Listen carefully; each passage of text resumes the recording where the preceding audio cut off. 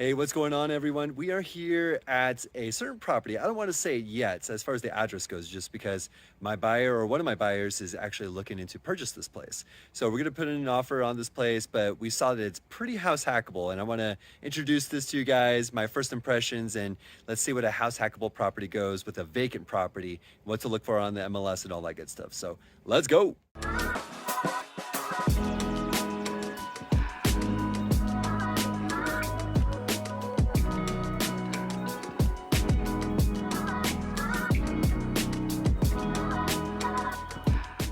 All right, so looking at this place here, as far as the siding goes and the red door and all that good stuff, landscaping might need to be redone or at least spruced up a little bit.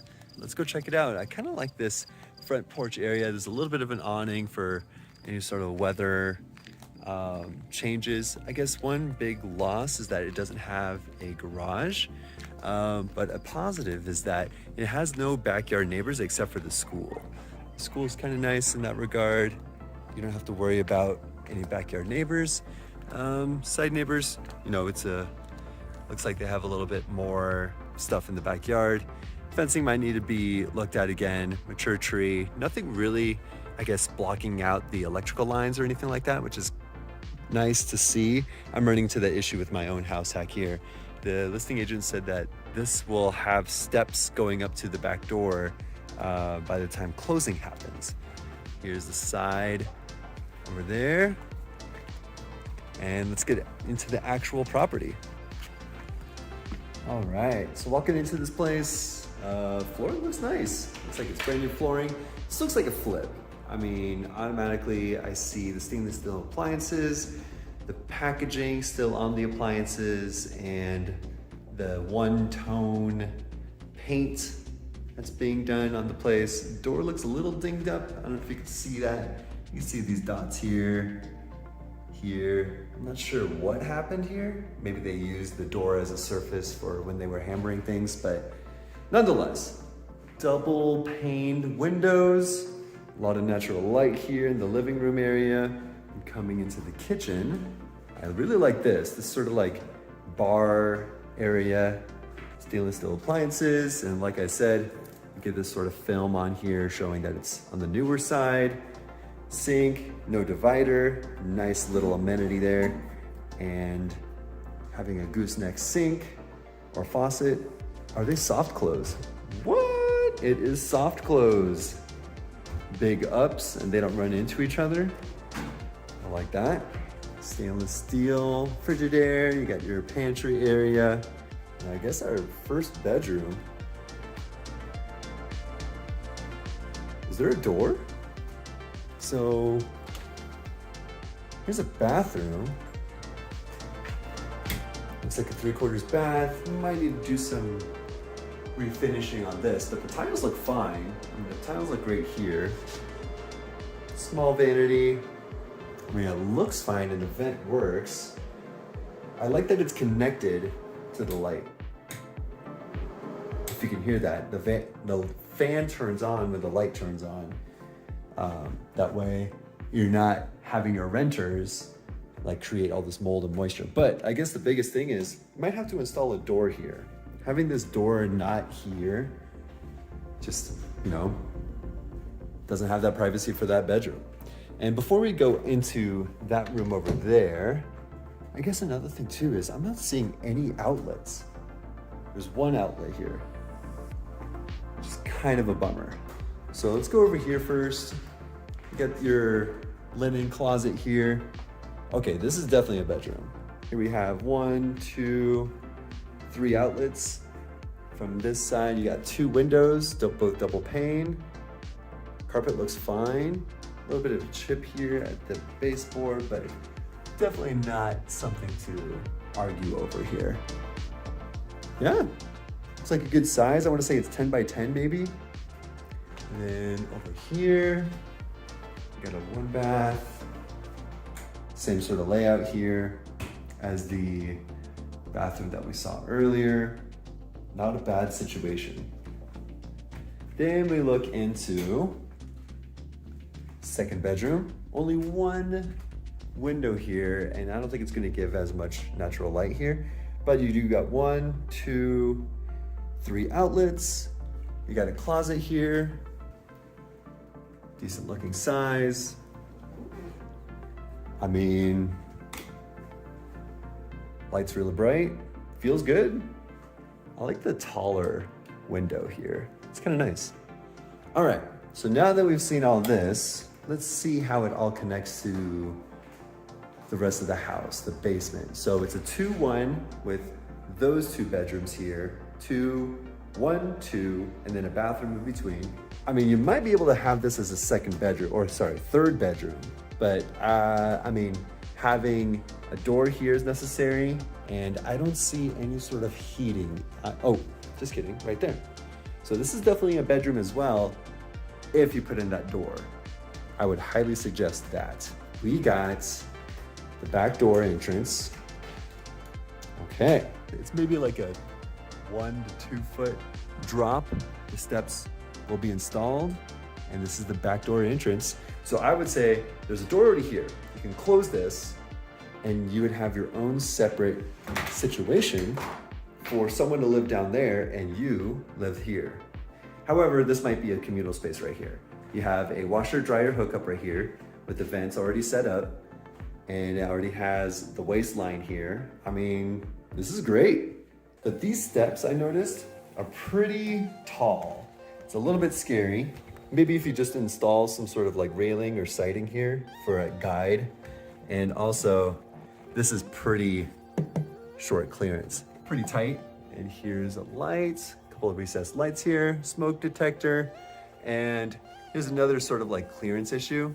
I know I'm 6 foot, like I said, and the door frame is pretty close. So I would just suggest like putting in the description like, hey, this is gonna have a clearance of maybe 6'2", 6'3". So anyone over 6 feet, just be careful. Maybe just put like highlighter tape at these low clearance items, or low clearance, what do you call them? Like the HVAC or the, yeah, basically just provide enough warning in the description and while you're in the house for people to not bonk their heads, not have any issues, and just give you positive reviews in the end. It does have a closet here. If you put in like some sort of rod here, it came with a rod, or at least is in the closet here. So it does need egress windows. Got a bunch of outlets here. It has heating right over there. Decent sized room. But yeah, it definitely needs an egress window though in order for it to be a conforming bedroom. And then now, so let's also check the water heater. I already checked this because it's kind of dark in here. But this is a 2017 water heater, so not too old. It maybe has about 10 more years of life. This, I'm not so sure, but it does give contact information for the heating and cooling here. And sorry for the dark lighting, it's just hard to find a light here. I don't think there is one, to be honest. I don't see any sort of radon mitigation system.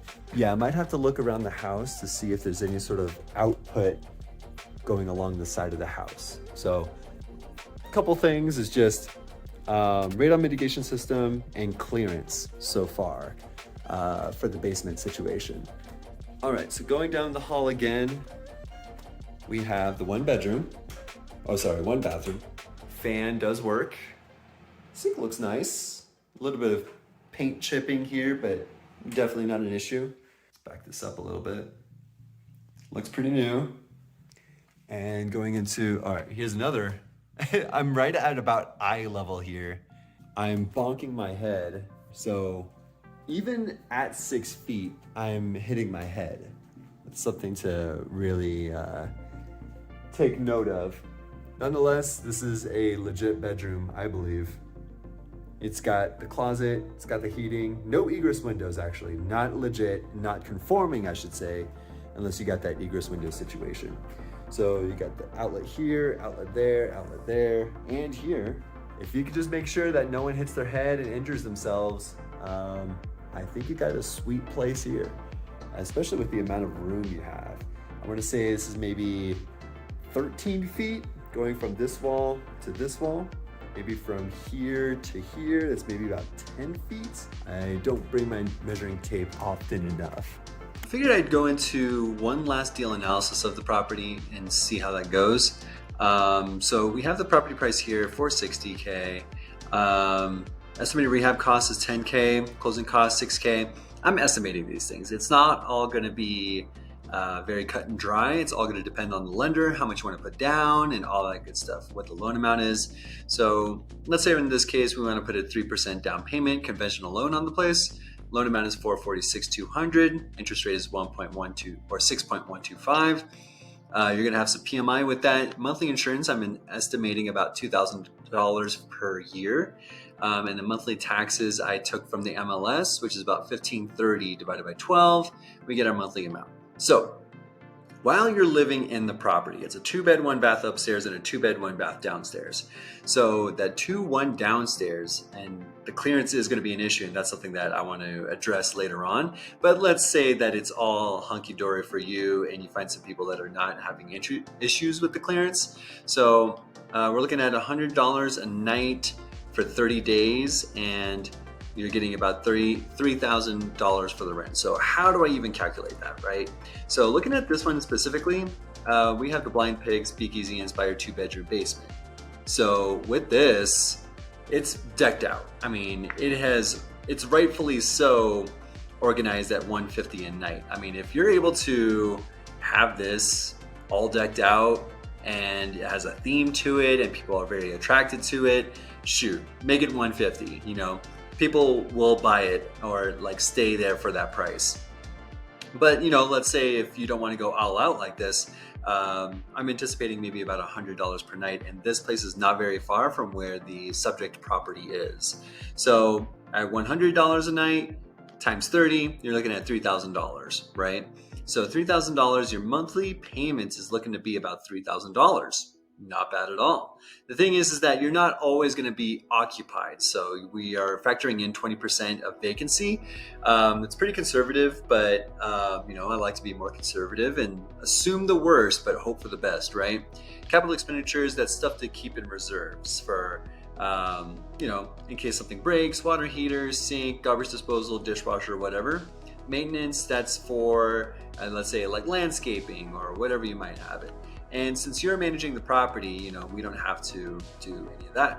So $840. So the total monthly expenses is about $38.38. So with that being said, you are now living in this property for $838 as opposed to $3,000. Pretty significant, right? The thing is you have to move out. So, well, you don't have to. When you move out or if you move out, you have to rent out the whole place, and because it's in Denver, you can't have it occupied as an Airbnb.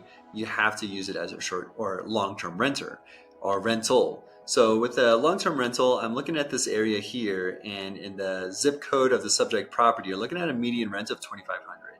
So at $2,500 per month, let's say we get that $2,500, and now the vacancy is not going to be 20%. You know, we're just going to put like 4%, maybe 5%, just to get a little bit more cautious here. So your monthly income is going to be $2,500. Your total monthly payments about $3,000, and you're going to have property management, right? So let's assume like 9%. So this is going to be 9% multiplied by the monthly income.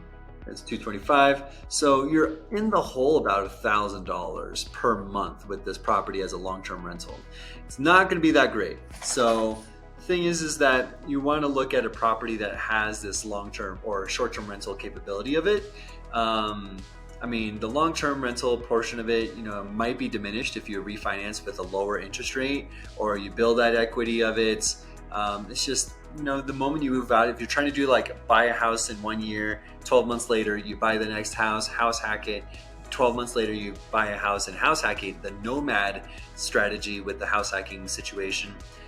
It just doesn't look that great on a long-term perspective. So maybe if you do rent by the room strategy, let's say each bedroom is renting out for approximately $800. Maybe the, $800, you're looking at $3,200 per month because it's 800 times 4, right? And then you factor in the vacancy there. So Thanks for watching. Let me know if this is all very helpful. I'm glad I could do this for you guys. I feel like this is a really cool method, so let me know. Bye.